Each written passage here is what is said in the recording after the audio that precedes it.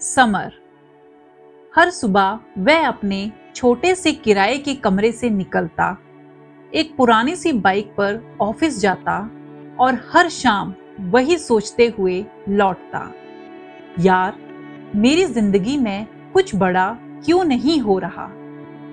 उसके पास कौशल भी था, मेहनत भी, सपने भी, पर हर बार दिमाग में एक ही आवाज आती, तू कौन होता है बड़ा बनने वाला। और वही आवाज समर को हर बार रोक देती। उसके दोस्त कहते, रियलिस्टिक बन यार, जिंदगी ऐसी ही होती है। पर एक दिन एक छोटी सी घटना ने उसकी जिंदगी उलट पलट कर दी। ऑफिस के बॉस ने उसे बहुत तेज डांट दिया और समर घर आते हुए टूट चुका था। वह सड़क किनारे बैठ गया, सिर झुकाए, आंसू छुपाते हुए। तभी एक बुजुर्ग आदमी उसके पास आए और बोले, बेटा, जिंदगी में बड़ा हासिल करना है तो सोच भी बड़ी रखनी पड़ती है। छोटा सोचोगे तो छोटा ही बनोगे।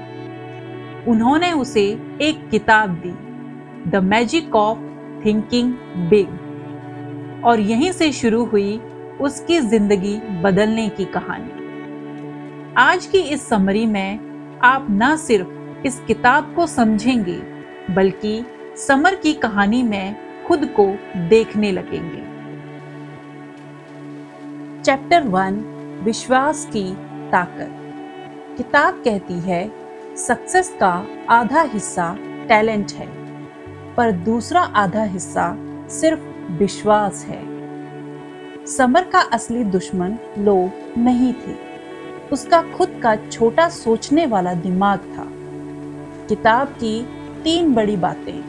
पहली, बड़ा सोचो, मतलब बड़ा लक्ष्य रखो।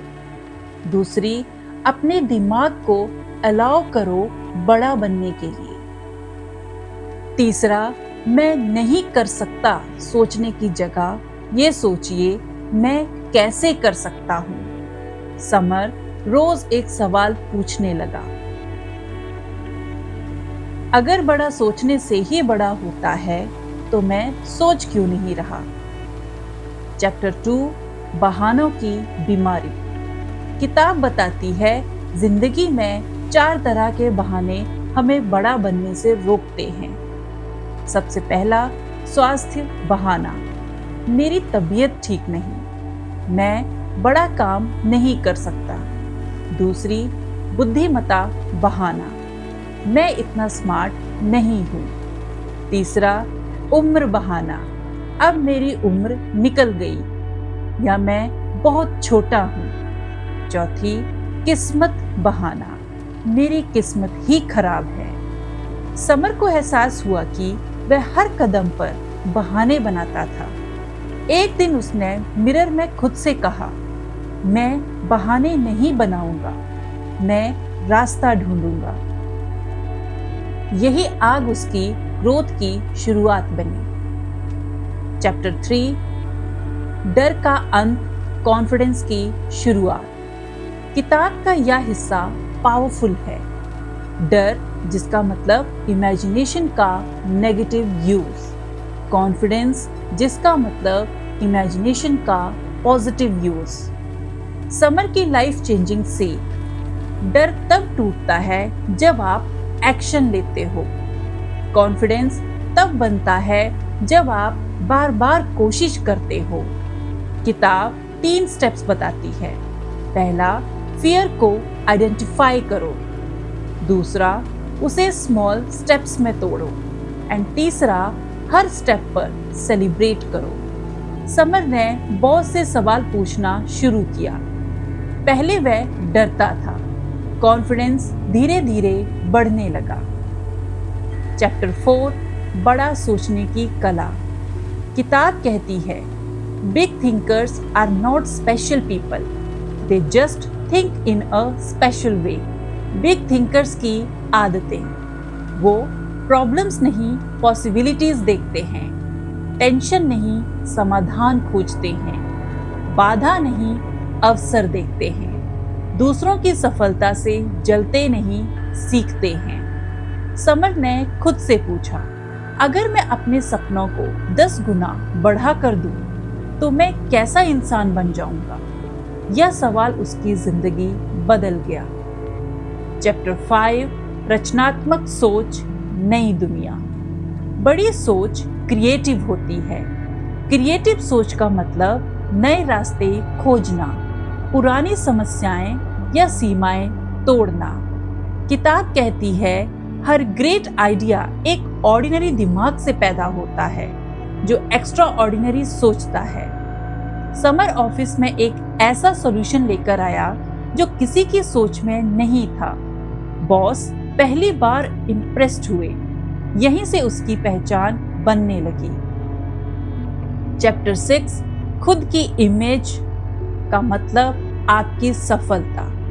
किताब कहती है, आप दुनिया को अपने वैल्यू के हिसाब से नहीं, बल्कि अपने सेल्फ इमेज के हिसाब से दिखाई देते हो। खराब सेल्फ इमेज, मैं काबिल नहीं हूं, मुझसे नहीं होगा, लोग क्या सोचेंगे। स्ट्रॉन्ग सेल्फ इमेज, मैं सीख सकता हूं, मैं करने के लायक हूं, मैं डिजर्व करता हूं। समर ने खुद को वैल्यू देना शुरू किया। उसकी पर्सनैलिटी बदलने लगी और लोग भी उसे नए नजरिए से देखने लगे। चैप्टर 7, आप वह बन जाते हैं जिनके साथ रहते हैं। किताब साफ कहती है, आपका माहौल आपकी सोच को शेप देता है। 2 तरह के लोग, पहले कंप्लेनिंग लोग जो आपका दिमाग छोटा कर देंगे। दूसरे विनिंग लोग जो आपको बड़ा बनने में मदद करेंगे। समर ने नेगेटिव दोस्तों से दूरी बना ली। ऑफिस में भी विनर्स के साथ बैठने लगा। धीरे धीरे उसका माइंडसेट बदल गया। चैप्टर 8, रवैया, जिसका मतलब सफलता का असली इंजन। किताब कहती है, सही एटीट्यूड से एवरेज इंसान भी एक्स्ट्रा ऑर्डिनरी बन सकता है। एटीट्यूड टू विन, मैं कर सकता हूँ, मैं सीख सकता हूँ, मैं ग्रो कर सकता हूँ, मैं हिम्मत नहीं हारूंगा। समर ने हर छोटी जीत को सेलिब्रेट करना शुरू किया। यह रवैया उसकी पर्सनैलिटी का हिस्सा बन गया। चैप्टर 9, लोगों के साथ सोच बदलो, जिंदगी बदल जाएगी। किताब बताती है, लोगों को रिस्पेक्ट देना, ट्रस्ट करना और पॉजिटिविटी देना आपको ऑटोमेटिकली ऊपर उठाता है। समर अब हर किसी से पोलाइटली बात करता और सब उसे पसंद करने लगे। नेटवर्किंग की शुरुआत यहीं हुई। चैप्टर 10, एक्शन ड्रीम्स को रियलिटी बनाता है। सपना बड़ा और एक्शन बड़ा, इसका मतलब लाइफ बड़ी। किताब कहती है, action cures fear, inaction creates fear. Samar ने प्रोक्रास्टिनेशन छोड़ दी।